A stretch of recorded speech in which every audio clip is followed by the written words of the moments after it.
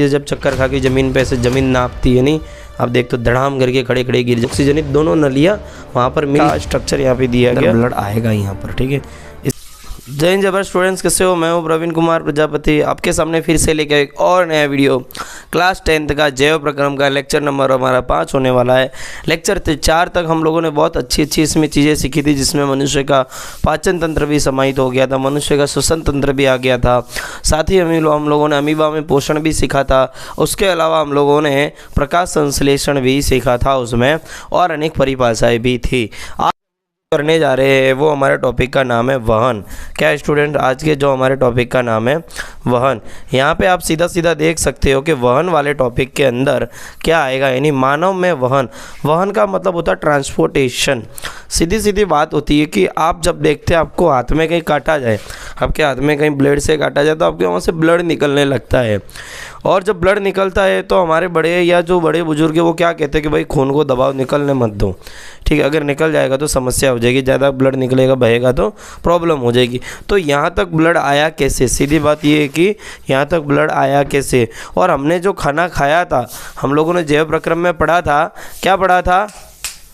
जैव प्रक्रम में हम लोगों ने पढ़ा था कि जितना भी खाना है वो ग्लूकोज में कन्वर्ट हो जाता है, कुछ अमीनो एसिड में कन्वर्ट हो जाता है, उसमें से कुछ फैटी एसिड और ग्लिसरॉल में कन्वर्ट हो जाता है।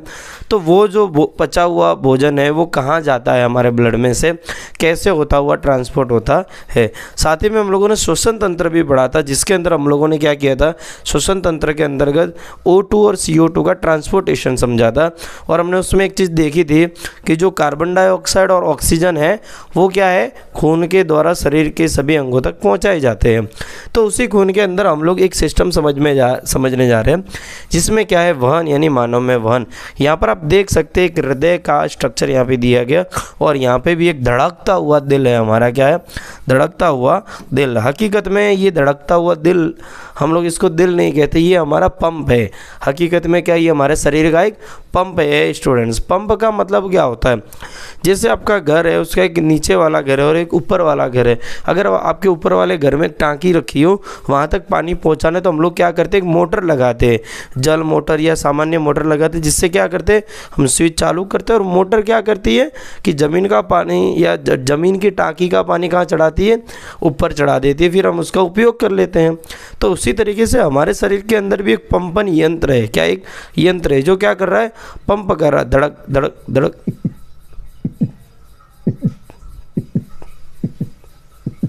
ऐसे करके धड़कता है। कैसे?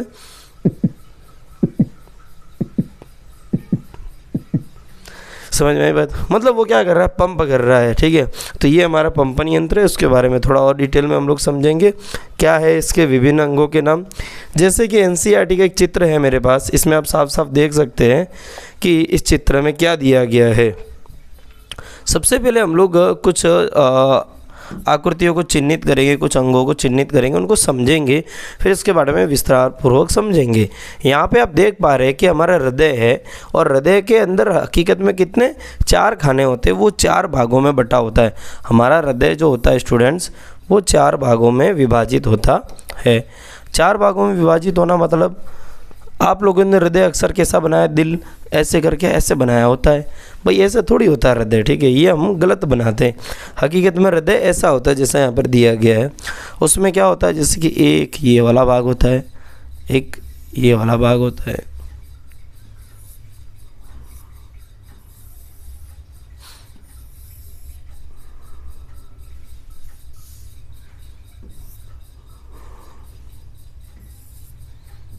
कुछ ऐसे।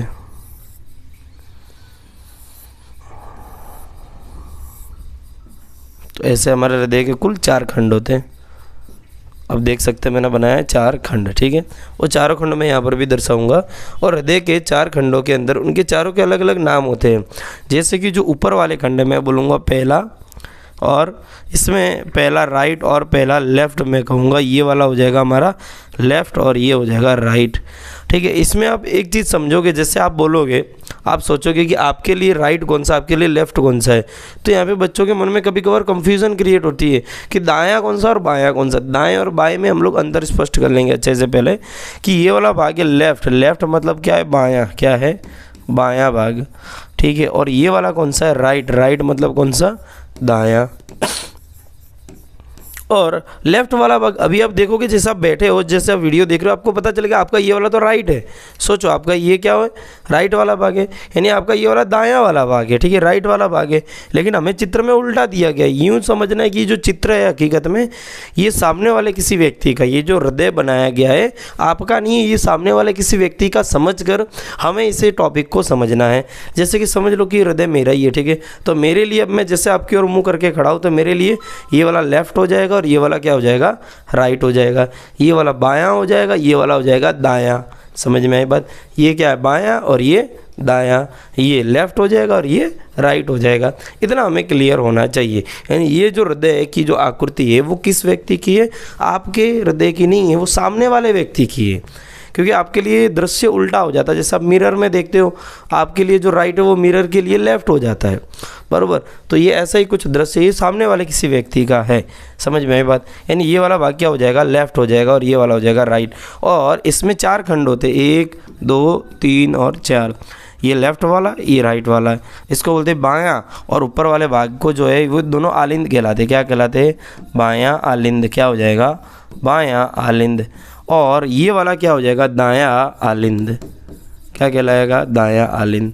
और इसके नीचे वाले दोनों खंड क्या कहलाते हैं, निलय कहलाते हैं। क्या कहलाते हैं, निलय। क्या कहलाते हैं, निलय। निलय जो होते हैं वो आलिंदों की तुलना में हकीकत में थोड़े बड़े साइज़ के होते हैं। तो ये नीचे वाला भाग क्या कहलाएगा हमारा, ये बायां, बायां क्या कहलाएगा, निलय। क्या कहलाएगा, बायां निलय। और ये क्या कहलाएगा, दायां, दायां निलय। ठीक है भाई, इतनी बातें आपको समझ में आ रही है। और मैंने जो हृदय का यहाँ पे स्ट्रक्चर बनाया, कुछ ऐसा स्ट्रक्चर यहाँ दिया गया है, लेकिन ये थोड़ा सा अलग होता है, ये वास्तविक है, ठीक है। इसमें हम लोग समझते हैं कि दायां बायां कौन सा, निलय और आलिंद कहाँ पे है। तो मैं येलो से थोड़ा बनाता हूँ, ठीक है। आप ये वाला भाग जो देख पा रहे हो, ये वाला, मैं इतना भाग, ठीक है, ये वाला भाग,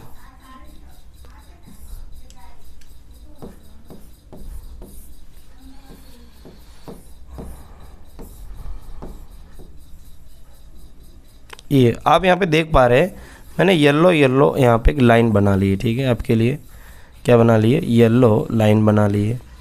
और ये येलो लाइन वाला जो भाग है ये है एक आलिंद है। ये क्या है, सॉरी, एक आलिंद है। कौन सा वाला है, ये दायां वाला। तो यहाँ पे लिखा है ना, दायां आलिंद। समझ में आई बात। और इसके बाद हम लोग जाएंगे निलय पे। तो कौन से वाला निलय, इधर दायां आलिंद है, उसके जस्ट नीचे आप यहाँ से देखोगे, इसके जस्ट नीचे ये शुरू हो जाता है एक दूसरा भाग। एक ये आप खाना देख पा रहे हो यहाँ पर, ऐसा, ठीक है। तो ये क्या है भाई साहब, ये जो आप देख पा रहे हैं ये निलय है। कौन सा है, दायां निलय है। कौन सा निलय है, दायां निलय है। अब यहाँ से आप देख पा रहे हो कि देखो यहाँ से ब्लड आ रहा है, इसके अंदर क्या आएगा, ब्लड आएगा। ये हमारा आलिंद है और आलिंद से कहाँ जाएगा, निलय में। और निलय में वापस जाने के लिए क्या होता है, यहाँ पे धमनियाँ होती है। तो ये धमनी क्या करती है भाई साहब, यहाँ पे आप देख पाओगे तो ये ब्लड ले जाती है वापस, देख लो, ये ले जाती है उल्टा। ये इसमें निशानी भी आपको दी गई है, ऐसे करके ऐसे दे दी गई है, ऐसे और ऐसे कर दिया गया इसमें निशान।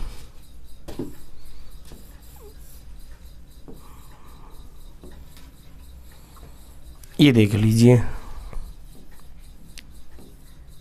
ठीक है। यहाँ पे हमें क्या दिखाई दे रहा है भाई साहब, मैंने अभी यहाँ पर राइट वाले भाग का स्ट्रक्चर बनाने की कोशिश की है यहाँ पर। तो राइट वाला जो स्ट्रक्चर आपको कैसा दिखाई देगा यहाँ पर, कि भाई साहब यहाँ से ब्लड आता है, इधर से भी आता है और इधर से भी आता है। ये ब्लड को ले आने वाली शिरा है, महाशिरा है। अभी इनका नामकरण भी हम लोग करेंगे, ठीक है। ये शरीर के ऊपरी भाग से लाने वाला ब्लड है, महाशिरा है। और यहाँ पर दाएँ आलिंद में ब्लड ले आती है और दाएँ आलिंद से कहाँ जाता है, दाएँ निलय में जाता है।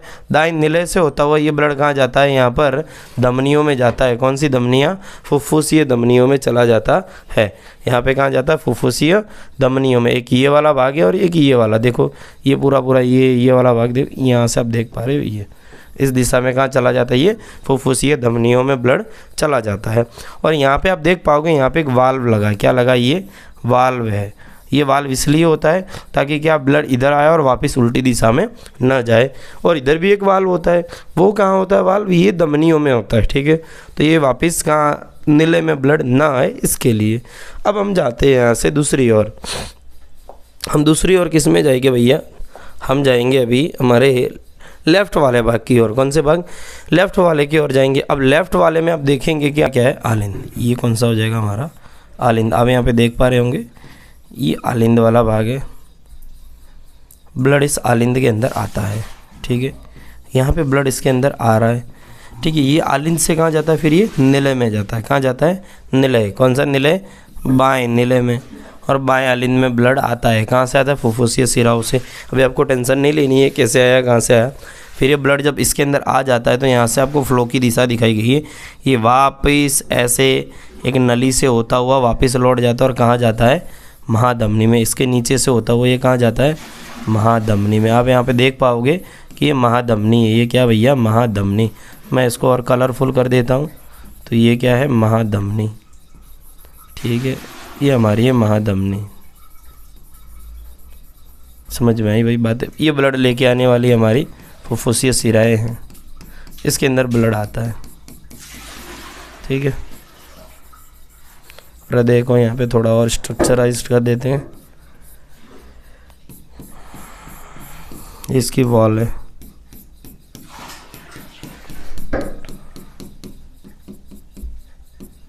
ठीक है। अब हम काम करते एक कि ये जो मैंने चित्र बनाया है, ठीक है, इसको यहाँ से हटा लेते थोड़ा सा भाई। ये कर दिया इसको गायब। देख लीजिए भाई हमारा चित्र तैयार है, किसका, हृदय का। किसका, हृदय का हमारा चित्र तैयार है। बहुत खूबसूरती से बनाया है, बहुत कलाकारी से बनाया है, ठीक है। तो यहाँ पर हम ऐसा चित्र बना सकते हैं, बिल्कुल बना सकते हैं भाई साहब। ये हमारा भाग कौन सा है, ये आलिंद है। ये क्या है, आलिंद है। कौन सा आलिंद है, कौन सा आलिंद है, ये वाला भाई। ये कौन सा हो जाएगा, सामने वाले व्यक्ति का। सामने वाले के लिए क्या है, राइट है। कैसा है, राइट, यानी यहाँ पे हो जाएगा दायां। और ये कौन सा हो जाएगा, बायां, बायां आलिंद, ठीक है। और ये क्या है भाई साहब, हमारा निलय। ये क्या है, निलय। क्या है, निलय। ये कौन सा निलय है भाई, देख लो यहाँ पे लिखा दायां है, तो ये दायां ही रहने वाला है।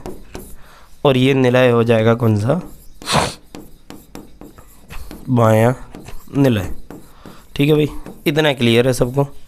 फिर इसके बाद क्या हो रहा है, अब ये ब्लड, किसका ब्लड कहाँ से कहाँ की ओर जाएगा, मैं इसका थोड़ा ब्लू कलर में दर्शाऊँगा। हाँ, ठीक है। ब्लड कहाँ से आया, तो देखो दाएं आलिंद के अंदर ये ब्लड आ रहा है, ऐसे आ रहा है, यहाँ से भी आ रहा है और यहाँ से भी आ रहा है। ये ऊपर वाला जो भाग है, ये ऊपर वाला जो भाग है, ये नीचे वाला जो भाग है, ये दोनों नलियाँ यहाँ पर क्या कर रही है, ब्लड लेके आ रही है।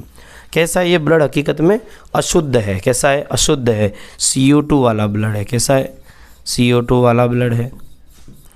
कहाँ से लाया जा रहा है भाई साहब, कहाँ से लाया जा रहा है, ये है महाशिराएँ। ये कैसी है, महाशिराएँ हैं। ये ऊपरी महाशिरा, ऊपरी महाशिरा, ऊपरी महाशिरा। और ये क्या हो जाएगा, निचली महाशिरा, निचली महाशिरा, ठीक है भाई। ये शिराएँ क्या करती है, महाशिरा मतलब कौन सी, ऐसी शिराएँ जो शरीर के साथ जुड़ी हुई है। आपको एक चीज़ मगज में बिठा के रखनी है कि हृदय में जो नलियाँ ब्लड लेके आ रही है वो शिराएँ हैं, जो लेके जा रही है वो धमनियाँ हैं। जो लेके आ रही है वो शिराएँ हैं, जो लेके जा रही है वो धमनियाँ हैं। जो लेके आ रही है वो शिराएँ हैं, जो लेके जा रही है वो धमनियाँ हैं। लेकिन उनमें जो शरीर से ब्लड लेके आ रही है वो महाशिरा है, और शरीर की ओर जो ब्लड लेके जा रही है उसको महाधमनी कहेंगे, ठीक है। यानी जो शरीर से जुड़ी हुई नली हुई होगी उसको, उसके आगे हम लोग लगा देंगे महा, क्या लगाएंगे, महाधमनी या महाशिरा। और जो फेफड़ों से जुड़ी हुई होगी उसे हम लगाएंगे फुफ्फुसीय शिरा, या फिर क्या करेंगे, फुफ्फुसीय धमनी कर देंगे यहाँ पर। क्यों जितना जल्दी, मैंने बोला मैं लड़के के साथ आ रही हूँ। हाँ, मतलब लड़के को छोड़ रहे थे ना, तो मैंने बोला के साथ आ रही हूँ। ठीक है, कोई बात नहीं। चलिए भाई अब आगे देखते हैं। यहाँ पर बैठ जाओ, समझने में आएगा। और क्या, मैं याद कर रही हूँ तो लगता है। ठीक है। हाँ, तो यहाँ पर क्या हो रहा है भाई, यहाँ पे CO2 वाला ब्लड आ रहा है, निचली महाशिरा, बराबर। और यहाँ से ये किस में आया, यहाँ पर दायां आलिंद में आया। दायां आलिंद से जाएगा दाएं निले में ब्लड जाएगा, यानी कहाँ जा रहा है, दाएं निले में जा रहा है। अब निले जब भर जाता है तो निले से वापस कहाँ जाते हैं ब्लड, पता है, ये जा रहा है अभी फेफड़ों में। कहाँ जाएगा, फेफड़ों में चला जाएगा। कहाँ जाएगा भाई साहब, फेफड़ों में चला जाएगा। तो ये फेफड़ों के लिए अलग से मैंने नली बनाई है, ये वाली और ये वाली। इसको क्या बोलेंगे, ये यहाँ से होता हुआ ऐसे वापस चला जाएगा, ऐसा और ऐसा। इसे हम क्या बोलेंगे, इसे हम क्या बोलेंगे भाई साहब, जो ला रही है वो क्या है, शिरा है, ले जाएगी वो धमनी होगी। और फेफड़ों में ले जाएंगे तो इसको हम कहेंगे फुफ्फुसीय धमनी, फुफ्फुसीय धमनी। ठीक है, इतना क्लियर है। अब हम इसकी बात करते हैं। ये वाला भाग, ये दायां आलिंद है और ये कौन सा है, दायां निलय है। इसको हम लोग रेड कलर से अक्सर दर्शाएंगे दाएं वाले भाग को। तो इसमें ब्लड आएगा, ये कहाँ से आएगा पता है, फेफड़ों से आएगा। कहाँ से आएगा, फेफड़ों से आएगा। ठीक है, ये होगा O2 युक्त होगा, कैसा, O2 वाला होगा, प्योर वाला होगा। ये ऐसे इसके अंदर ब्लड आएगा यहाँ पर। ठीक है, इसके अंदर आएगा, फिर ऐसे होता हुआ यहाँ होगा। ये आलिंद से अब चला जाएगा बाएं नीले में चला जाएगा, फिर नीले से होता हुआ ये कहाँ चला जाएगा, यहाँ पर ऐसे ऐसे करके ये चला जाएगा हमारी महाधमनी में। कहाँ, महाधमनी में। ठीक है, तो ये क्या महाधमनी में क्यों जा रहा है, क्योंकि अब ये ब्लड कहाँ जाएगा, शरीर के सभी अंगों की ओर जाएगा। इतना हम लोगों ने हृदय के स्ट्रक्चर को थोड़ा समझने का ट्राई किया। एक सेकंड थोड़ा सा रुकेंगे, इसके बाद हमें और अच्छे से समझ में आएगा। अब थोड़ा बुक पे जाते तो क्या लिखा है बुक के अंदर, हृदय हमारा पंप, हमारा पंप हृदय। हृदय एक पेशीय अंग है जो हमारी मुट्ठी के आकार का होता है। ये कैसा पेशीय अंग है और मुट्ठी के आकार का होता है, मुट्ठी के आकार का होता है। क्या हुआ, लाइट बंद हो गई है।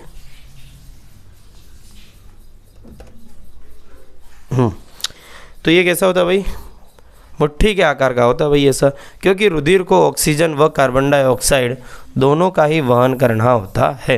भाई हमारे ब्लड का क्या काम है, हमारे रुधिर का क्या काम है भाई, CO2 और O2 युक्त दोनों ब्लड को वहन करना होता है। CO2 वाला ब्लड भी ले जाना होता है कहीं न कहीं, और O2 वाला भी ले जाना होता है। O2 वाला सभी शरीर के अंगों तक ले जाना होता है, और CO2 वाला वापस फेफड़ों में लाना पड़ता है, क्योंकि फेफड़ों में आके ही तो वहाँ पे उसका शुद्धिकरण होगा।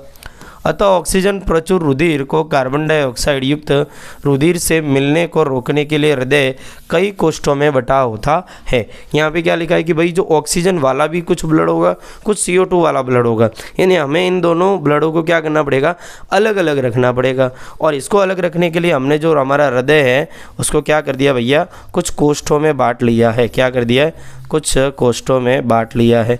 कितने कोष्ठों में, 4 कोष्ठों में बांट दिया है, जिसमें 2 क्या आलिंद और 2 क्या यहाँ पर निलय होते हैं। आगे, कार्बन डाइऑक्साइड प्रचुर रुधिर को कार्बन डाइऑक्साइड छोड़ने के लिए फुफ्फुस में जाना होता है। अब ये बात है कि भाई जो CO2 वाला ब्लड है वो जाना पड़ता है, वो कहाँ पहुँचाना पड़ता है, हमारे को फेफड़ों में पहुँचाना पड़ता है। कहाँ पे, फेफड़ों में ले जाना होता है। अब भाई साहब इसको फेफड़ों में ले जाने के लिए इसको अलग भाग में रखेंगे, तथा फुफ्फुस से वापस ऑक्सीजनित रुधिर को हृदय में लाना होता है, और वहाँ से CO2 और O2 का ट्रांसफ़र हो जाता है। मतलब O2 वाला ब्लड कहाँ आता है, वापस हृदय की ओर आता है, और CO2 वाला ब्लड कहाँ जाता है, फेफड़ों की ओर जाता है। ठीक है, यह ऑक्सीजन प्रचुर रुधिर तब शरीर के शेष हिस्सों में पंप किया जाता है। यानी मैं थोड़ा सा आपको अभी ऊपर से एक बार समझाता हूँ, आपको कैसे समझ में आएगा। ये वाला चित्र थोड़ा सा समझते हैं आपको और अच्छे से क्लियर होगा कि भाई साहब ये हमारा हृदय है। ठीक है, हृदय का ये जो आप एक चीज़ यहाँ पे 2 कलर हमें दिए गए, जिसमें एक कलर थोड़ा रेड है और एक दूसरा जो कलर है वो कैसा है, ब्लू इस टाइप का, यानी ब्लू कलर है। तो रेड कलर में प्योर ब्लड बहेगा, प्योर मतलब O2 वाला यानी ऑक्सीजन वाला, और जो ब्लू वाला उसमें CO2 वाला रक्त बहेगा। यहाँ पर आप एक चीज़ देख सकते हैं सीधा सीधा कि भाई साहब ये जो रक्त आ रहा है वो कहाँ से आ रहा है, ये जो रक्त आ रहा है वो कहाँ से आ रहा है। आप देखोगे कि भाई ये फुफ्फुस के अलावा शरीर के अंगों में केशिकाओं से, ये समझ लीजिए हम इसको क्या समझे, शरीर के अंग। ये NCERT का चित्र और ये हमारा अलग से चित्र है। तो यहाँ पे क्या किया जरा आप सीधा से यहाँ पे देख सकते हैं कि भाई यहाँ से ब्लड आ रहा है शरीर के अंगों से, और ये CO2 वाला मतलब गंदा ब्लड है, ये आ रहा है कहाँ जाएगा, हमारे यहाँ पर, यहाँ से आता हो हृदय में आ जाएगा। और हृदय के किस भाग में आ जाएगा, ये आलिंद में, कौन से, दाएं वाले भाग में, कौन से, दाएं वाले आलिंद में आएगा। और दाएं आलिंद से ये ब्लड कहाँ जाएगा, दाएं निलय में जाएगा। फिर निलय के बाद अभी ये जाएगा धमनियों में, कहाँ जाएगा, धमनी, कौन सी धमनी, फुफ्फुसीय धमनी। ये ब्लड अब कहाँ जाएगा, फेफड़ों में जाएगा, कहाँ जाएगा, फेफड़ों में। फेफड़ों में जाने के बाद क्या होगा, वहाँ पर ये जो CO2 वाला ब्लड है उसमें से CO2 तो फेफड़ों में चली जाएगी, और यहाँ से क्या होगा, इसके नली के अंदर क्या आ जाएगा, O2 आ जाएगा। क्या, ऑक्सीजन इसके अंदर आ जाएगा, बाकी CO2 फेफड़ों के अंदर चला जाएगा, जो नाक से होता हुआ वापस बाहर आ जाएगा। और हमने जो अंदर ऑक्सीजन ली है वो अब क्या होगी, ब्लड के साथ मिल जाएगी। कहाँ मिल जाएगी, ब्लड के साथ।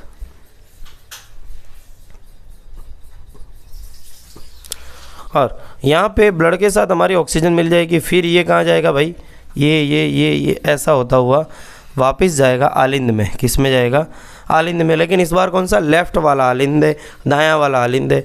दाएं आलिंद से खून जाएगा दाएं नीले में, फिर दाएं नीले से ये होता हुआ किस जाएगा, वापस नलियों में जाएगा। कैसे नलियों में, अब यहाँ पे 2 नलियाँ देख सकते हैं, लेकिन यहाँ पे मैं जनरली एक ही दिखाऊंगा। और ये नली कौन सी होगी, धमनी होगी। कौन सी, धमनी। कौन सी होगी, धमनी। और ये शरीर में ब्लड ले जा रहा है तो इसे हम कहेंगे महाधमनी। और ये धमनी से फिर O2 वाला ब्लड जा रहा है, फिर शरीर के अंदर ऑक्सीजन का उपयोग हो जाता है ऊर्जा बनाने के लिए, वहाँ से CO2 बन जाती है और ये वापस ब्लड कहाँ जाता है, फेफड़ों में। और ऐसे ये चक्कर चलता रहता है। कुछ ऐसे ही हमारा NCERT का चित्र, हम इसे भी समझ लेते हैं भाई साहब। NCERT में हम देखेंगे तो ये CO2 वाला ब्लड है, शरीर से कहाँ आएगा, बाएं आलिंद में। बाएं आलिंद से जाएगा दाएं आलिंद में आएगा। दाएं आलिंद से किस में जाएगा, दाएं नीले में, ठीक है, राइट वाले भाग में। मैं अक्सर राइट वाला ज़्यादा प्रेफर करता हूँ, ठीक है। और ये वाला भाग है लेफ़्ट वाला भाग, ठीक है। ये तो हमारे दाएं आलिंद में आया और दाएं आलिंद से जाएगा दाएं नीले में। दाएं नीले से अभी ये ब्लड कहाँ जाएगा, वापस फेफड़ों की ओर जाएगा। कहाँ जाएगा, फेफड़ों की ओर। क्योंकि भाई साहब फेफड़ों की ओर ब्लड ले जाना हमें, इसमें CO2 है, इसमें क्या है, CO2 है, बराबर। और वहाँ से कहाँ आएगा, O2 युक्त ब्लड बन के वापस कहाँ आ जाएगा, हमारे हृदय में ही आने वाला है, यानी हृदय में आएगा। और इस बार ये कहाँ आएगा, ये लेफ़्ट वाले यानी बाएं आलिंद में आ जाएगा। बाएं आलिंद से बाएं नीले में, और नीले से होता हुआ वापस ये कहाँ जाता है, शरीर के सभी अंगों तक पहुँचा दिया जाता है। इतना हम समझेंगे। अब इसके बाद एक चीज़ समझनी है कि कुछ नलिका ऐसी होती है जो हृदय में ब्लड को ले आती है, और कुछ ऐसी होती है जो हृदय से ले जाती है। तो जो ले आती है उनका नाम क्या, अब आप देख लो कि इनमें से कौन कौन सी नलिकाएं हैं जो रुधिर को ले आ रही है, कौन कौन सी है जो ला रही है। एक ये वाली आप देख पा रहे हो, ठीक है, एक ये वाली है और एक ये वाली है। देखो ये वाली देखो, ठीक है। ये क्या कर रही है, ला रही है। ये क्या कर रही है, ब्लड को यहाँ पर ला रही है। ये दोनों लाने वाली है, ठीक है। ये दोनों का है, लाने वाली है। ये भी ला रही है और ये भी ला रही है, दोनों लेकर आने वाली। तो जो ला रही है उनका नाम क्या होगा, शिरा होगा। क्या होगा, शिरा। अब ये शिरा तो है, लेकिन कौन सी शिरा, तो जो फेफड़ों से ब्लड ला रही है उसका नाम क्या हो जाएगा, फुफ्फुसीय शिरा। और जो शरीर के अंगों से ला रही है उसको हम क्या नाम देंगे, महाशिरा। क्या नाम देंगे, महाशिरा। समझ में आई बात। फिर जो ब्लड ले जाने वाली नलियाँ होती है वो कौन सी होती है, ये यहाँ से होकर ये ब्लड ले जा रही है तो इसका नाम हो जाएगा धमनी। और यहाँ से ऐसे होता हुआ ये ले जा रही है शरीर के अंगों में। तो धमनियाँ 2 तरीके की, जो शरीर के अंगों से जा रही है उसको क्या कहेंगे, महाधमनी। और जो फेफड़ों में जा रही है उसको क्या कहेंगे, फुफ्फुसीय धमनी। कोई भी नली का जो फेफड़ों से जुड़ी है उसके आगे हम लगाएंगे फुफ्फुसीय, और जो ऐसी नली या ऐसी नली का जो शरीर के अंगों से जुड़ी है उसे हम लगा देंगे उसके आगे महा लगा देंगे, ठीक है। अब थोड़ा वापस आते हैं हम हमारे टॉपिक की ओर, ठीक है भाई। इतना भी आपको आशा समझ में आ गया होगा कि भाई हमारे हृदय को 2 तरीके के ब्लड का वहन करना होता है, जिसमें एक कौन सा होता है, CO2 वाला होता है, और एक होता है O2 वाला। इसके लिए हमारे हृदय के 4 भाग पाड़े गए, ठीक है। कितने भाग है, 4 भाग। 2 आलिंद और 2 क्या निलय है। ब्लड यहाँ आएगा, इसका ब्लड यहाँ आएगा, ठीक है। फिर यहाँ से कहाँ जाएगा वापस ये ब्लड, एक का फेफड़ों में जाएगा और एक का कहाँ जाएगा, शरीर के अंगों में। ये वाला जाएगा फेफड़ों में और ये वाला आएगा शरीर के अंगों में आएगा। समझ में आ रही बातें, ठीक है। आगे चलते हैं भाई और हमारी NCERT की ओर। अब इसमें अगला क्या लाइन लिखी है NCERT में, आप ध्यान से देखेंगे यहाँ पर। चलिए इस प्रक्रम को विभिन्न चरणों में समझ सकते हैं। ऑक्सीजन प्रचुर रुधिर फुफ्फुस से हृदय में बाईं ओर स्थित कोष्ठ। देखो ऑक्सीजन प्रचुर रुधिर, अभी ऑक्सीजन वाले ब्लड की बात कर रहे हैं कि जो ऑक्सीजन वाला रक्त है वो फेफड़ों से होता हुआ हृदय में कहाँ से और कैसे आता है वो थोड़ा समझते हैं। क्या दिया है, ऑक्सीजन प्रचुर रुधिर फुफ्फुस से हृदय में बाईं ओर स्थित कोष्ठ बाएं आलिंद में आता है। भाई कहाँ आता है, बाएं आलिंद में आता है, जैसे कि ये हमारा हृदय है, ठीक है। और हृदय का ये निलय वाला भाग है, ठीक है, ये निलय वाला भाग है, ठीक है। और ये आलिंद वाला भाग है। और कहाँ आ रहा है, ये लेफ़्ट वाला भाग है, ये बायां भाग है। कौन सा है, बायां भाग है और ये कौन सा है, दायां भाग है, ठीक है। तो O2 वाला रक्त कहाँ से कहाँ की ओर आएगा ये हम समझेंगे थोड़ा, ठीक है। तो यहाँ पर आएगा O2 युक्त, तो कैसा हो जाएगा O2 वाला, कैसा O2 युक्त रुधिर आएगा। अब O2 युक्त रुधिर आएगा कहाँ से, वो आएगा फेफड़ों से। कहाँ से आएगा, फेफड़ों से आएगा, यानी फुफ्फुस से आएगा। O2 युक्त बोलेंगे यानी ऑक्सीजन वाला, या हम शुद्ध रुधिर भी उसे कह सकते हैं, ठीक है। तो O2 युक्त रुधिर कहाँ से आएगा, फेफड़ों से आएगा। कहाँ से आएगा, बाएं आलिंद में आएगा, फिर ये बाएं नीले में जाएगा। बाएं नीले से मान लीजिए मैं यही धमनी बना देता हूँ और ये ले जाएगा शरीर की ओर। कहाँ जाएगा, शरीर की ओर। और शरीर की ओर जो धमनी जाती है उससे हम कहेंगे महाधमनी। क्या कहेंगे, महाधमनी। चलिए आगे देखते हैं क्या दिया है। इस रुधिर को एकत्रित करते समय बायां आलिंद शिथिल रहता है। भाई ये ढीला रहेगा, पहले ये भाई सब बायां आलिंद है, ये हमारा शिथिल रहेगा। जब रुधिर इसके अंदर आ जाएगा तब ये पिचक जाएगा, तब ये दबेगा, तब ये आलिंद से ब्लड कहाँ आ जाएगा भाई साहब, नीले में आ जाएगा। जब अगला कोष्ठ बायां नीले फैलता है तब यह संकुचित होता है। तो भाई साहब ये नीले फैलेगा और ऊपर वाला क्या होएगा, संकुचित हो जाएगा, जिससे रुधिर इसमें स्थानांतरित होता है। और अपनी बारी जब पेशीय बायां नीले संकुचित होता है तब रुधिर को शरीर में पंपित हो जाता है। तो सबसे पहले क्या होता है भाई साहब, यहाँ पे आलिंद और निलय, तो पहले ब्लड आता है किस में आता है, आलिंद में आता है। फिर क्या होता है भाई साहब, ये पिचकता है, ठीक है, ये पिचकता है। क्या पिचकता है, हमारा बायां आलिंद चिपकेगा, यानी पिचकेगा, सॉरी, ठीक है। ये पिचकेगा तो कहाँ जाएगा, ब्लड निलय में जाएगा। और जब ये निलय पिचकेगा तो ब्लड कहाँ जाएगा, यहाँ पर शरीर की हमारी धमनियों में चला जाएगा, महाधमनी की। और आगे ब्लड बढ़ जाएगा, क्योंकि हम जानते हैं ना बोतल भरी है, उसको पिचकाएंगे तो कैसा ब्लड निकलता, तेजी से ये पानी निकलेगा।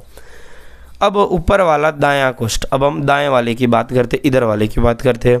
दायां आलिंद जब फैलता है तो शरीर से विऑक्सीजनित रुधिर इसमें आ जाता है। विऑक्सीजनित रुधिर मतलब CO2 वाला रुधिर। कैसा रुधिर भाई साहब, CO2 वाला रुधिर। अब हम लोग जो बात कर रहे हो कैसे, CO2 वाला, यानी इसके अंदर जो ब्लड आएगा वो कैसा होएगा, CO2 युक्त होगा, ठीक है। विऑक्सीजनित, ये ऑक्सीजनित की, विऑक्सीजनित मतलब बिना ऑक्सीजन का रुधिर। अब ये कहाँ से इसमें आएगा, शरीर से आएगा। कहाँ से आएगा, शरीर से आएगा। भाई शरीर ने उपयोग किया है ना ऑक्सीजन का, तो उस शरीर ने CO2 क्या दे दिया, हृदय को दे दिया। अब शरीर ने हृदय को CO2 दे दिया, फिर ये कहाँ जाएगा, निलय में चला जाएगा। हृदय के आलिंद में आया, आलिंद से कहाँ जाएगा, निलय में। ये यहाँ से ऐसे पिचकेगा, ठीक है, क्या करेगा, पिचकेगा यानी सिकुड़ेगा, यानी ये संकुचित होगा। क्या होगा, ये संकुचित होगा। आलिंद होगा यहाँ से संकुचित, तो CO2 वाला रक्त किस में आ जाएगा, निलय में आएगा। और निलय से ये नली के अंदर से होता हुआ ये कहाँ जाएगा भाई, अच्छा ये जो नलियाँ जा रही इनका नाम क्या है, धमनी। क्या नाम है, धमनी। लेकिन ये ऑक्सीजन वाला ले जा रहे थे और शरीर में ले जा रहे, ये कहाँ जा रहा है, शरीर में जा रही है ये वाली, तो इसको हम लोग महाधमनी कहेंगे। इसको क्या कहेंगे, महाधमनी। और इसको क्या कहेंगे, अब ये ब्लड कहाँ जाएगा, फेफड़ों की ओर। किसकी ओर, फेफड़ों यानी फुफ्फुस की ओर, फेफड़ों की ओर जाएगा। और ऐसी धमनी जो फेफड़ों में जाती है तो उसको क्या कहेंगे, फुफ्फुस धमनी। क्या कहेंगे, फुफ्फुस धमनी। समझ में आ रही बात है। और जो ब्लड ला रही है, ठीक है, जो ब्लड ला रही है, तो ये तो शरीर में ब्लड जा रहा है, तो ये आया कहाँ से था, इस बाएं आलिंद में आया कहाँ से था, तो ये भाई साहब ये कहाँ से आया था, हमारे फुफ्फुस से आया था। और ये जो ब्लड लेकर आने वाली नलियाँ होती है इनका नाम होता है शिरा, तो इसको क्या कहेंगे, फुफ्फुसीय शिरा कहेंगे। क्या कहेंगे, फुफ्फुसीय शिरा, फुफ्फुसीय शिरा कहेंगे इसका नाम, ठीक है। और यहाँ से शरीर से लेके आ रही तो इसको क्या कहेंगे, महाशिरा कहेंगे। समझ में आ रही बातें, क्या मैंने यहाँ पे स्ट्रक्चर बनाने की कोशिश की है। दायां आलिंद जब फैलता है तो शरीर से विऑक्सीजनित रुधिर इसमें आ जाता है। भैया ये फैला होता है तो बिना ऑक्सीजन वाला यानी CO2 वाला रुधिर इसमें आ जाता है। जैसे ही दायां आलिंद संकुचित होता है, नीचे वाला संगत कोष्ठ दायां निलय फैल जाता है। जैसे ये संकुचित होता है तो ब्लड अब इसमें चला जाता है। अच्छी बात है। यह रुधिर को दाएं निलय में स्थानांतरित कर देता है, जो रुधिर को ऑक्सीजनीकरण हेतु अपनी बारी फुफ्फुस में पंप कर देता है। ऑक्सीजनीकरण हेतु मतलब अभी ये CO2 वाला भी इसमें ऑक्सीजन मिलाने के लिए इस रुधिर को कहाँ पंप किया जाता है, फेफड़ों की ओर पंप किया जाता है। आलिंद की अपेक्षा निलय की पेशीय भित्ति मोटी होती है। तो भाई साहब बहुत अच्छी लाइन है कि ये जो ऊपर वाले आलिंद है इसकी तुलना में जो निलय होते हैं इनकी भित्तियाँ कैसी होती है, थोड़ी मोटी होती है। कैसी होती है, मोटी होती है। भैया मोटी होने का कारण क्या है, भाई इनकी भित्तियाँ कैसी होती है, मोटी होती है। कैसी होती है, ऐसी मोटी होती है ऐसे। और जाड़ी होती है आलिंद की तुलना में। नीले की भित्तियाँ कैसी होती है, मोटी होती है इनकी तुलना में, यानी इनकी अपेक्षा में। इसका कारण क्या है, क्योंकि भाई साहब इधर से जब ब्लड पिचकाना है, ठीक है, ऐसे दबाना है, तो ये बहुत अधिक प्रेशर के साथ ब्लड कहाँ जाएगा, आलिंद से नीले में जा रहा है, तो ये फट ना जाए, इसके लिए प्राकृतिक रूप से ये कैसे होती है, इनकी भित्तियाँ मोटी होती है, क्योंकि नीले को पूरे शरीर में रुधिर भेजना होता है। जब आलिंद या निलय संकुचित होते हैं तो वाल्व उल्टी दिशा में रुधिर प्रवाह को रोकना सुनिश्चित करते हैं। तो यहाँ पर क्या होता है, जब ब्लड आलिंद से निलय में होता है तो यहाँ पर एक वाल्व लगा होता है। क्या होता है, वाल्व। आलिंद से निलय में होता है तो इसके बीच में क्या लगे होते हैं, वाल्व। वाल्व जो क्या करते हैं, ब्लड को वापस उल्टा नहीं जाने देते। जैसे कि हमारा एक जो टायर है, आप टायर में हवा भरते होंगे तो बोलते हैं वाल्व खोलो, वाल्व खराब हो गया, आपने सुना होगा। टायर में जब हवा भरते तो हवा अंदर जाती है और वापस उल्टी नहीं आती है, हवा अंदर जाएगी टायर के अंदर, उल्टी नहीं आएगी। तो ऐसा ही है, उल्टे प्रवाह को रोकने के लिए हृदय के अंदर यानी हमारे हार्ट के अंदर क्या पाए जाते हैं, वाल्व पाए जाते हैं। समझ में आई बातें भाई। ये वाला एक टॉपिक है अभी ब्लड सर्कुलेशन का, इसमें से भी हम लोग और अच्छे से समझ सकते हैं। थोड़ा वापस इसको एक बार क्लियर कर लेते हैं भाई, क्या है इसमें, कैसा है। अब यहाँ पे आप ध्यान देंगे कि भाई यहाँ क्या हो रहा है, ये जो दिया है यहाँ पर, ये वाले भाग को फुफ्फुस केशिकाएं बोला है, और ये वाली जो केशिका इनका नाम क्या है, फुफ्फुस के अलावा शरीर के अंगों की केशिका। अब आप एक चीज़ को समझेंगे, यहाँ पे शब्द आ रहा है केशिका आ रहा है, क्या आ रहा है, केशिका। कोशिका नहीं लिखा है, ठीक है। केशिका और कोशिका में मात्रा का बहुत ज़्यादा फर्क होता है। एक तो होती है कोशिका, हमने पढ़ी है आज तक कोशिका, ठीक है। अभी यहाँ पर एक चीज़ लिखी जिसका नाम है केशिका। क्या लिखा है, केशिका। तो ये केशिका क्या है, आप देखोगे केशिका वहाँ पाई जा रही है जहाँ पर CO2 वाली नली और O2 वाली नली दोनों मिलती है, ठीक है। या ऑक्सीजनित या विऑक्सीजनित दोनों नलियाँ वहाँ पर मिल रही है, वहाँ पे आदान प्रदान हो रहा है। तो केशिका दो जगह है, देखो फेफड़ों में भी है और शरीर के अंगों में भी है। तो यहाँ पर कौन सा रक्त आ रहा है, देखो रेड वाला, आप समझ लेंगे पूरी किताब में जहाँ पे भी आपको रेड वाला भाग दिखे यानी वो ऑक्सीजन वाला ब्लड है, प्योर ब्लड है। और जो ब्लू वाला दिखे वो समझ लेना कैसा है, CO2 वाला ब्लड है, यानी अनप्योर ब्लड है यहाँ पर।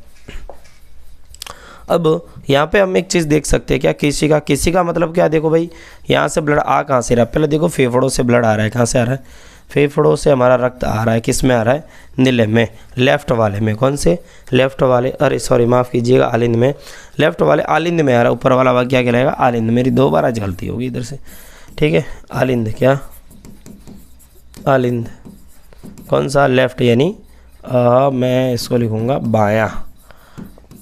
बाएं आलिंद में रक्त आ जा रहा है और बाएं आलिंद से कहाँ जा रहा है, बाएं नीले में जा रहा है। और नीले की ये नलिका इसको भेज दे रही है शरीर के अंगों में, भेज दे रही है। वहाँ पे क्या होता है, ऑक्सीजन का उपयोग हो जाता है, किसका, ऑक्सीजन का यूज हो जाता है ऊर्जा बनाने के लिए। किस लिए, ऊर्जा बनाने के लिए। फिर यहाँ से क्या बन जाती है, हमारी CO2 बन जा रही है। और ये CO2 वाला रक्त वापस कहाँ जाता है, आप देखोगे ये हमारे हृदय में चला जाता है। हृदय का आलिंद वाला भाग और ये नीले वाला भाग। अब ये दायां आलिंद और ये दायां नीले। दाएं आलिंद से रक्त कहाँ जाएगा, दाएं नीले में जाएगा। जब ये संकुचित होगा तो इसके अंदर ब्लड आएगा। अब ये संकुचित होगा तो यहाँ से ब्लड होता हुआ कहाँ चला जाएगा, अभी फुफ्फुस में चला जाएगा। समझ में आई बातें। अब यहाँ पे धमनी और शिरा की एक बार लास्ट टाइम बात कर लेते। धमनी किसे कहते और शिराएँ किसे कहते। धमनियाँ जो शरीर को धमनियाँ जो रक्त को हृदय से शरीर की ओर ले जाती है, जिसमें ऑलमोस्ट कैसा होता है, प्योर ब्लड ही होता है, लेकिन अपवाद एक ही होता है, ठीक है। यहाँ पे आप देख सकते हैं भाई धमनियाँ, ये कौन सी धमनी शरीर में ले जा रही है तो इसको महाधमनी बोलेंगे। शरीर से जुड़ी हुई चीज़ों के आगे क्या लगा देंगे, महा। और ये क्या है भैया, शिरा है। ये क्या है, शिरा है। लेकिन ये कौन सी शिरा है, महा शिरा है। दोनों शरीर से जुड़ी है। फेफड़ों से जुड़ी कौन सी है, तो ये फेफड़ों से जुड़ी है। ये क्या है, फेफड़ों से जुड़ी है। ये फेफड़ों से जुड़ी कौन सी है, ये शिरा है। शिरा क्या है, शिरा, फुफ्फुसीय शिरा है। और ये यहाँ से आप देखोगे तो ये ब्लड यहाँ से ले जा रही है, धमनी है। ब्लड जो ले जा रही है वो कैसी है, धमनी है। क्या है, धमनी है। और ये कौन सी है, यहाँ पर फुफ्फुसीय धमनी हमारी हो जाती है, ठीक है। आगे देखेंगे, ऑक्सीजन फुफ्फुस में ऑक्सीजनित रुधिर में प्रवेश करता है, ठीक है भाई। बहुत अच्छा टॉपिक है ये, वही वाला चित्र है और ये बुक की कुछ लाइनें हम समझ लेते हैं। हृदय का दायां व बायां बंटवारा ऑक्सीजनित तथा विऑक्सीजनित रुधिर को मिलने से रोकने में लाभदायक होता है। भाई ऐसा क्यों प्रकृति में किया कि एक भाग को दायां बोल दिया है, एक भाग को बायां बोल दिया। ये हमारा कौन सा है, दायां बोल दिया भाग, इसको दायां क्या और इस भाग को क्या, बायां बोल दिया। ऐसा क्यों है, ताकि क्या है, ये भाई साहब आप देख रहे हैं यहाँ पर, ये CO2 वाला रुधिर और O2 वाला रुधिर मिक्स ना हो, इसके लिए। इस तरह बंटवारा शरीर को उच्च दक्षतापूर्ण ऑक्सीजन की पूर्ति कराता है, जिससे क्या होता है कि शरीर को प्योर ब्लड मिलता रहे। पक्षी और स्तनधारी शरीर के जंतुओं को जिन्हें उच्च ऊर्जा की आवश्यकता है, ये बहुत लाभदायक है, क्योंकि उन्हें अपने शरीर का तापक्रम बनाए रखने के लिए निरंतर ऊर्जा की आवश्यकता होती है। भैया जो पक्षी होते हैं और स्तनधारी, हम सभी स्तनधारियों में आते हैं, तो उनके लिए ये ज़रूरी है, क्या ज़रूरी है कि हृदय दाएं और बाएं भाग में बटा रहे और प्योर ब्लड अलग चलता रहे और अनप्योर ब्लड अलग चलता रहे। क्योंकि प्योर ब्लड मिलता रहेगा तो हम क्या करेंगे, लगातार ऊर्जा का निर्माण हम लोग करते रहेंगे। क्या करेंगे, लगातार हम ऊर्जा का निर्माण करते रहेंगे। क्यों भाई, क्योंकि हमें हमारा शरीर का तापक्रम बनाए रखना है। चलिए ये सर्दी है, गर्मी है, कुछ भी है, हमारे शरीर के अंदर का तापक्रम हमेशा कितना रहेगा, 37 डिग्री सेंटीग्रेड। इसके लिए हमें ऊर्जा की आवश्यकता लगातार चाहिए होगी। तो क्या होता है, जैसे कि बाहर तापमान है 16 डिग्री सेंटीग्रेड, अभी सर्दी होगा समय, तो 16, 15, 20 इसके आसपास रहेगा, लेकिन शरीर के अंदर का टेम्परेचर कितना रहेगा, 37 ही रहेगा। और ये 37 कैसे रहेगा, शरीर को लगातार ऊर्जा बनानी है, और लगातार ऊर्जा बनानी है तो उसे लगातार ऑक्सीजन चाहिए होगी। इसीलिए उन जंतुओं में जिन्हें इस कार्य के लिए ऊर्जा का उपयोग नहीं करना होता है, शरीर का तापक्रम पर्यावरण के तापक्रम पर निर्भर होता है। अब कुछ जीव ऐसे होते हैं, जैसे कि बाहर ज़्यादा गर्मी है तो शरीर भी गर्म हो जाएगा, बाहर ज़्यादा ठंडी है तो शरीर भी उनका ठंडा हो जाएगा। उनके लिए ज़रूरी नहीं है, लेकिन हमारे लिए ज़रूरी है, क्योंकि हमें हमारा अंदर का तापमान क्या हमेशा बनाए रखना। अगर 3 डिग्री भी बढ़ जाएगा, वैसे 98 फ़ारेनहाइट हमारा नॉर्मली टेम्परेचर होता है, अगर 100 के पार चला जाता फ़ारेनहाइट या 101 फ़ारेनहाइट, तो हम क्या बोलते हैं, हमें बुखार आ गया। क्या आ गया, बुखार आ गया। जल, स्थल, चर या बहुत से सरीसृप जैसे जंतुओं में 3 कोष्ठीय हृदय होता है, और ये ऑक्सीजनित तथा विऑक्सीजनित रुधिर धारा को कुछ सीमा तक मिलना भी सहन कर लेते हैं। भाई अब वहाँ पे 3 कोष्ठीय हृदय होता है। जैसे हम लोगों ने अभी हृदय की अभी तक जो बात की वो 4 कोष्ठीय था, 2 आलिंद थे और 2 निलय थे, लेकिन इधर कहाँ है, कुछ ऐसे जीव हैं जिनमें 3 कोष्ठीय हृदय होता है। कौन से, सरीसृप। कौन से, सरीसृप, मतलब जो रेंग कर चलने वाले प्राणी होते हैं उनमें अधिकतर ऐसा ही होता है। क्या होता है कि उनमें हृदय कैसा होता है, 3 कोष्ठीय होता है। 3 कोष्ठीय मतलब उनके 2 तो होते हैं भाई साहब निलय, और 1 होता है आलिंद, मतलब इधर का भी ब्लड इसमें आया और इधर का भी ब्लड इसमें आया। ठीक है, 3 कोष्ठीय होंगे, 2 क्या होंगे, आलिंद, और 1 क्या होगा, निलय होता है उनके अंदर। दूसरी ओर मछली के हृदय में केवल 2 कोष्ठ होते, लेकिन मछली के अंदर 2 ही कोष्ठ होते। मछली का हम लोगों ने परिवहन तंत्र पढ़ा था लास्ट टाइम, ऐसे 2 ही भाग होते, 1 होता है आलिंद और 1 होता है निलय। 1 क्या होता है, निलय, और 1 क्या होता है, आलिंद। बस ये मछली का। यहाँ से रुधिर क्लोम में भेजा जाता है, यहाँ यह ऑक्सीजनित होता है और सीधा शरीर में भेज दिया जाता है। मछलियों का हम लोगों ने परिवहन तंत्र पढ़ा था लास्ट टाइम में, जिसमें क्या होता है कि भाई यहाँ से ये कहाँ भेजा जाता है, क्लोम में भेजा जाता है, जहाँ से क्या होता है उसमें ऑक्सीजन आ जाती है, ऑक्सीजन आ जाती है, क्लोम ऑक्सीजन दे देता। हमारे में फेफड़े होते हैं, मछलियों में फेफड़े नहीं होते, उनमें क्लोम होता है। और ये ब्लड कहाँ जाता है, शरीर में चला जाता है। कहाँ चला जाता है, शरीर में चला जाता है। मछली के शरीर में जब जाएगा तो वहाँ O2 को उपयोग कर लिया जाएगा, और CO2 वाला फिर से कहाँ आ जाएगा, यहाँ पर आलिंद में आ जाएगा CO2 वाला। ठीक है, और ये CO2 वाला फिर इसमें निलय में जाएगा, निलय से वापस क्लोम में जाएगा। क्लोम कहाँ होते हैं, उसको गिल्स भी बोला जाता है। मछलियों में श्वसन अंग क्या है, क्लोम है। ठीक है, तो वहाँ पे जाने के बाद क्या होगा, वहाँ से CO2 पानी में चला जाएगा, और पानी से O2 जो है वो क्लोम के द्वारा फिर से ब्लड में चला जाएगा। तो ब्लड, और ये ब्लड कहाँ जाएगा, शरीर में चला जाएगा, शरीर से फिर से CO2, ऐसा यानी ऐसा यहाँ पर मछलियों में चलता रहता है। इस तरह मछलियों के शरीर में एक चक्र में केवल 1 बार ही रुधिर हृदय में आता है। दूसरी ओर अन्य कशेरुकी में प्रत्येक चक्र में यह 2 बार आता है, इसलिए इसे दोहरा परिसंचरण कहते हैं। समझते हैं दोहरा परिसंचरण क्या और एकल परिसंचरण। हमने अभी भी मछलियों में देखा भाई साहब, उसका मछलियों का हृदय कुछ ऐसा होता है।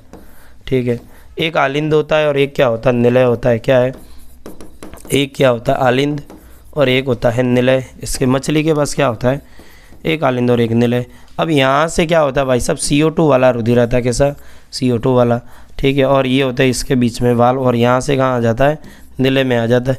और ये कहाँ भेजा जाता है, ये क्लोम में भेजा जाता है। कहाँ, क्लोम में, या इसको हम गिल्स भी बोलते हैं। क्या बोलते हैं, गिल्स भी बोलते हैं। और वहाँ पे क्या होता है कि भाई साहब ये जो CO2 वाला रक्त है उसमें से CO2 अलग हो जाता है जो पानी में चला जाएगा, ठीक है। और पानी से O2 क्या हो जाता है, इसके अंदर आ जाता है। ये क्लोम का काम है। क्लोम क्या करता है, पानी में से O2 निकाल लेता है। जो जलीय जीव है वो पानी में घुली हुई ऑक्सीजन का ही उपयोग करते हैं। फिर ये ब्लड कहाँ जाता है, इसके शरीर में, किसके, मछली के शरीर में चला जाता है। वहाँ पर फिर से ये लोग क्या करते हैं, O2 का यूज़ कर लेते हैं, उपयोग कर लेते हैं और CO2 बना कर क्या कर देते हैं, इसमें यहाँ पर वापस फेफड़ों में भेज देते। तो यहाँ पर रक्त क्या हुआ, एक ही बार आया। हृदय में कितनी बार आया, एक बार आया। तो इसको एकल परिसंचरण कहते हैं। क्या कहते हैं, एकल परिसंचरण, ठीक है। लेकिन जब हम आगे देखेंगे तो मनुष्य में हम लोगों ने क्या देखा, दोहरा परिसंचरण। क्या देखा है, दोहरा परिसंचरण। क्योंकि मनुष्य के अंदर क्या हो रहा है, कशेरुकियों में अधिकतर में आप जब देख रहे हैं तो रुधिर एक बार नहीं आ रहा है, इसमें 2 बार आ रहा है। एक जो रुधिर है हृदय में कितनी बार आ रहा है, 2 बार आ रहा है। देखो मैं करके दिखा देता हूँ, ठीक है। तो यहाँ से मान लीजिए रुधिर आ रहा है, देख लीजिए ये एक बार आया, यहाँ से होता हुआ कहाँ निकला, वापस अभी यहाँ पर महाधमनी में चला गया। अब ये जो रुधिर है, ये रुधिर इस हृदय में कितनी बार आया, एक बार यहाँ पर आ गया। फिर ये क्या हो जाता है, शरीर के अंगों में जाता है, वहाँ पर इसका यूज़ कर लिया जाता है O2 का, और CO2 इसके अंदर डाल दी जाती है। और ये रुधिर वापस कहाँ आया, हृदय के अंदर आया। अब वापस कहाँ गया, फेफड़ों में चला गया। यानी एक बार तो ये यहाँ पर आया और यहाँ से वापस का आया, यहाँ पर दूसरी बार यहाँ पर आ चुका है। यानी हमारा यहाँ पर ब्लड कितनी बार आ रहा है, हार्ट में यानी दिल में कितनी बार आ रहा है, 2 बार। कितनी बार आ रहा है, 2 बार। इसीलिए इस परिसंचरण को हम लोग क्या कहते हैं, दोहरा परिसंचरण यहाँ पर कहेंगे, ठीक है। क्लियर। अब बढ़ेंगे आगे, ठीक है। ये था एकल परिसंचरण। यहाँ पर हम लोग एक चित्र देख पा रहे हैं, जैसे कि हम लोगों ने अक्सर देखा होगा, क्या देखा होगा कि भाई जब हमारे को चक्कर आती है या सिर दर्द ज़्यादा होता है, या अधिकतर चक्कर जब आ जाती है, लेडीज़ जब चक्कर खा के ज़मीन पे ऐसे ज़मीन नापती है, नहीं आप देख तो धड़ाम करके खड़े खड़े गिर जाते, तो उसको उठा के ले जाया जाता है। 4-5 लोग आते हैं बहुत भारी भरकम शरीर को उठाने के लिए, उठा के उसको ले जाया जाता है कहाँ, हॉस्पिटल में। हॉस्पिटल में डॉक्टर क्या करता है, एक मशीन यहाँ पे लगाता है, ठीक है। कहाँ लगाता है, हाथ में। ऐसा आपने देखा होगा पट्टा बांधा जाता है, तो इसी ढंग से हाथ में जब बांधा जाता है वो कुछ ऐसे प्रेशर करता है, ऐसा फुस फुस फुस फुस ऐसा करके उसमें से गैस भरी जाती है। फिर इधर एक मीटर लगा होता है या फिर एक अलग से यहाँ पर यंत्र रखा होता है, उसके अंदर है ना ऐसा पारा होता है, पारा वो ऐसा चढ़ता है, ठीक है, जो मापता है हमारे ब्लड प्रेशर को। क्या मापता है, ब्लड प्रेशर यानी BP। और कैसे माप रहा है, यहाँ से कुछ नलियाँ आती है, देखो, जो हृदय से डायरेक्ट जुड़ी हुई होती है। कहाँ से, हमारे हृदय से जुड़ी होती है। तो ऐसे BP को मापा जाता है। बोलते हैं ना कि BP लो हो गई है, क्या हो गया, बोलते हैं ना BP लो हो गया, ब्लड प्रेशर उसका मतलब क्या हो गया, लो हो गया, ठीक है। ब्लड का प्रेशर लो हो गया, BP लो हो गई है।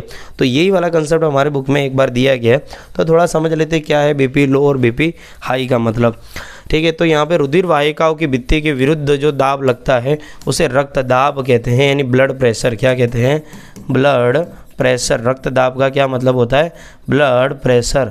और इसी को शॉर्टकट में हम लोग क्या बोलते हैं, BP। यह दाब शिराओं की अपेक्षा धमनियों में बहुत अधिक होता है। कहाँ अधिक होता है, धमनियों में। धमनी के अंदर रुधिर का दाब निलय प्रंकुचन के दौरान प्रंकुचन दाब तथा निलय अनुशीतलन के दौरान धमनी के अंदर का दाब अनुशीतलन दाब कहलाता है।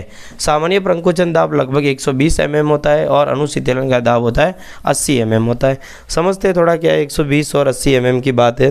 तो जब ये हृदय धड़कता है, यानी हाँ यही वाला है, जैसे कि हमारा हृदय है भाई,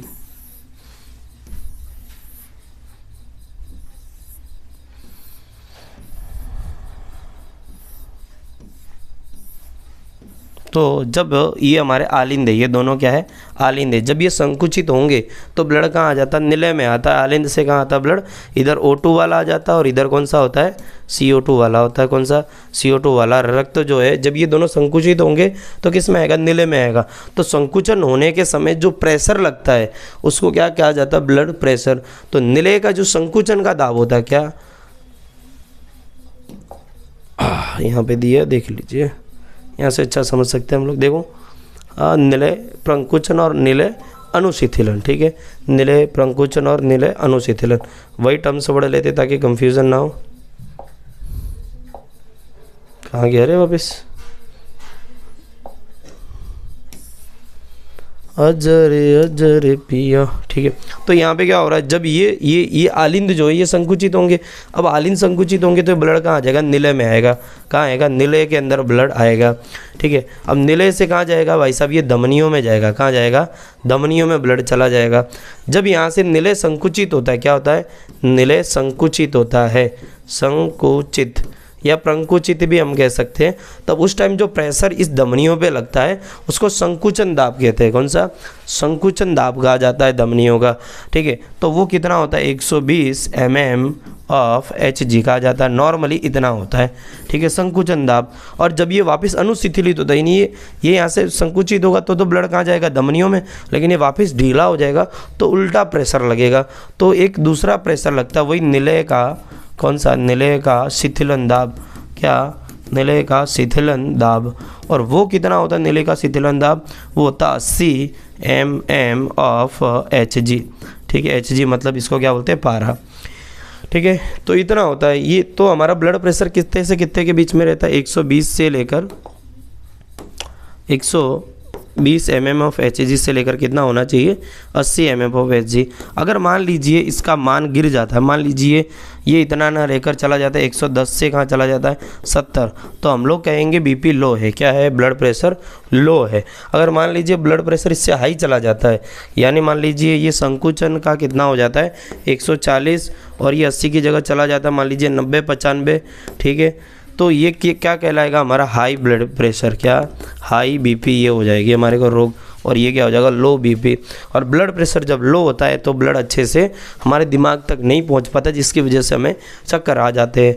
लो होने से कैसे, मान लीजिए एक नली है भाई, तो नली का दाब है, हम आगे और उसका मुंह दबाएंगे तो क्या हो जाएगा, कितना प्रेशर से पानी बाहर आता है। और हम लोग गाड़ी को धो लेते, बाइकें धोई होगी आप लोगों ने, क्या किया होगा, नली को ऐसे आगे से ना, या बचपन में खेले होंगे तो ऐसे मुँह दबाए होंगे, तो उस समय क्या होता है, प्रेशर हाई होता है। और हाई प्रेशर की वजह से हम लोग क्या करते हैं, किसी के मुँह पर मारते तो वो पानी लगता है, प्रेशर हाई होता है।